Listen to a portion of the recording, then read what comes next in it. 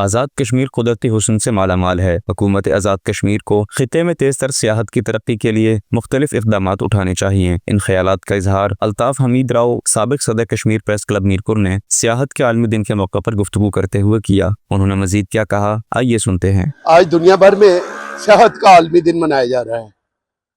मैं इस वक्त मीरपुर आज़ाद जम्मू कश्मीर, जो रियासत जम्मू कश्मीर और बिलखसूस आज़ाद जम्मू कश्मीर का एक नहायत तरक्की याफ्ता एक शहर है, एक ज़िला है।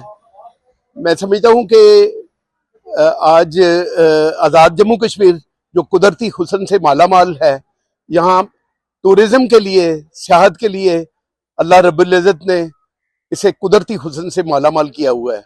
पहाड़ों, दरियाओं, नदी नालों और इसके साथ साथ मुख्तलिफ सियाहती मकामात के पेश नज़र इसमें सियाहत को फ़रोग़ दिया जा सकता है।